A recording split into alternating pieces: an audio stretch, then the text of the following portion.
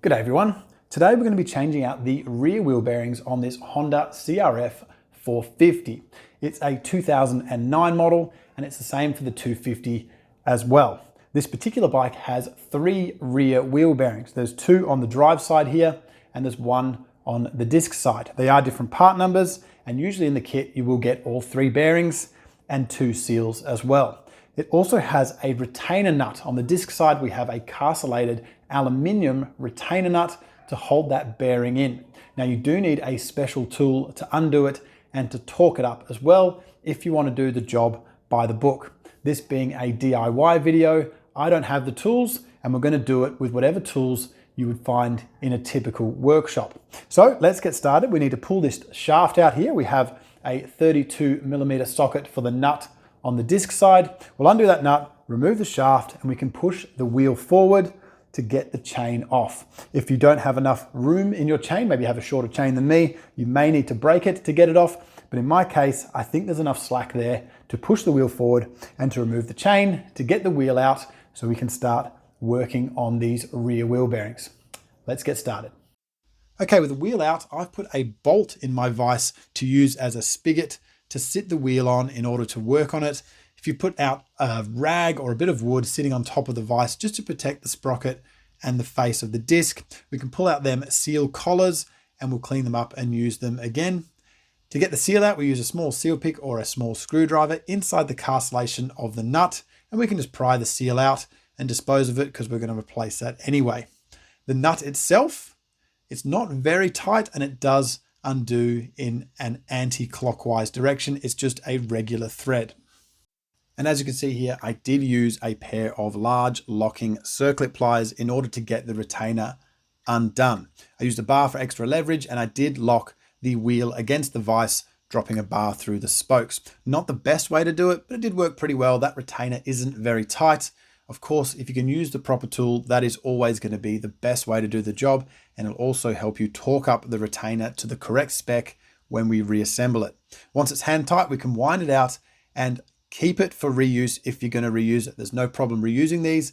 I do have a new one. I'm going to drop it in, but you can reuse it. Just look after it. We'll clean it up and it can go back together with the existing retainer nut. With the retainer removed, we can take the wheel out of the vise and get the seal out of the sprocket side. Nothing too technical there. We just pop it out with a crow's foot bar like this.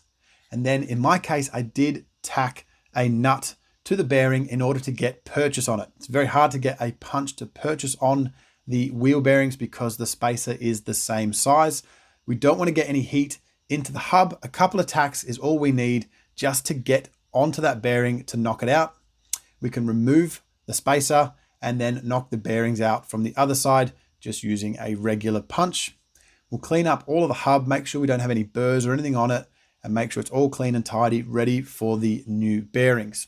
Of course, when we go to fit the new bearings, make sure that the one with the 2 seals goes in the disc side. It has its own part number, and we can heat up the hub like this if we need to in order to help us get the bearings in more easily. A little bit of warmth on the hub does help the bearings drop in a little bit more easily. Of course, the markings on this bearing must be facing up if it has manufacturer markings on it. If not, and it is symmetrical on both sides, it doesn't matter which way up that bearing goes because it has seals on both sides. We drop the spacer in, make sure that's all the way home, and then we can put the bearings in on the sprocket side. These ones are different. They have a part number for both of them, and they have a sealed side and an open side. The open side in this case faces up, and we just use an appropriately sized socket and a soft hammer just to gently tap them in. We don't need to hit them too hard, just gently tap them till they're up against the spacer, and they should be on the shoulder of the hub as well. We double check and make sure everything's square and the spacer and the bearing do line up before dropping the next bearing on top. Now in this case, the seal side is facing up and the open side is facing down. I did add a little bit of grease to the open side of these bearings because they looked a little bit dry, but nothing too much. Just a thin layer of grease should do the job. And of course, both the sealed sides are facing away from each other and the open sides are facing towards each other with those bearings. Now, we flip it back over in the vise and we can go ahead and fit our old or our new retainer nut. We drive it in by hand, make sure that all the threads are okay and it goes home fairly easily. It shouldn't take much force to turn it. If it does, we have some damaged threads. So in this case, I can just turn it in with the circlip pliers again. It doesn't take a lot of force. We just wind it down until it's flush and against that bearing face. Once we're happy that it's all the way home, we just tighten it up a little bit. The torque spec is 33 foot-pounds. In my case, I just nipped it up with the bar around about the same amount of force it took to undo it. Once we've got it home, we make sure all the bearings do turn by hand, and they should all turn together. Now that all tightened down, I did stake the nut in a couple of spots here with a center punch, just for peace of mind. I don't think it's going anywhere, but I did it anyway. Now with the seals, we have a closed end and an open end on these seals. We want to make sure that the closed end is facing out. We're going to use a little bit of wheel bearing grease on the inside and the outside of these seals, just to help everything along when we install them and when we fit the collars as well. I'm going to just knock them in with an appropriately sized socket that just covers the outside diameter of the seal and fits nicely like this one here. It's 1 1/4 inch, and we just tap it home. They don't take much force. We just got to make sure they go in nice and square and they are flush with that retainer nut. Once we're happy that's flush, we can flip the wheel over, and of course we'll fit the other seal as well in the same fashion. To make sure that we put a little bit of wheel bearing grease on the inside and the outside, and it really does help that installation. Of course, we're doing the same on the other side here. We don't really need to warm up the hub or anything. We just tap them home. They're not exceptionally tight and they don't take much effort to put in. We don't want to hit them too hard, just nice and snug. Now, once we've got those in, we can fit them to collars. I've cleaned them up, and we'll put a little bit of wheel bearing grease on the outside diameter of those as well.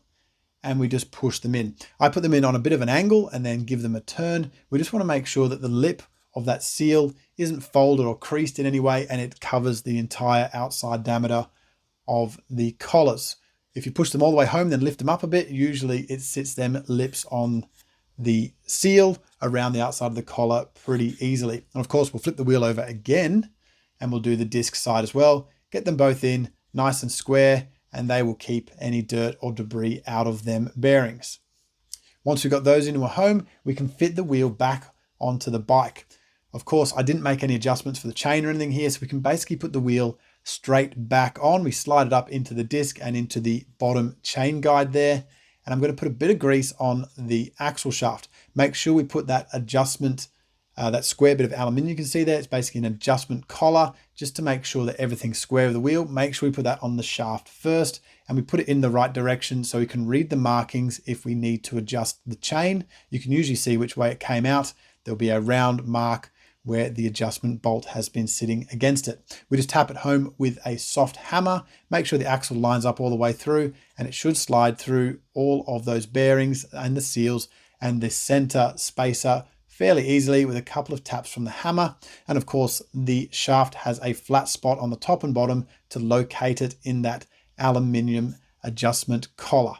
Once you get it all the way home on this side, we will go ahead and put the adjustment collar on the other side, and we can go ahead and fit the washer and the nut.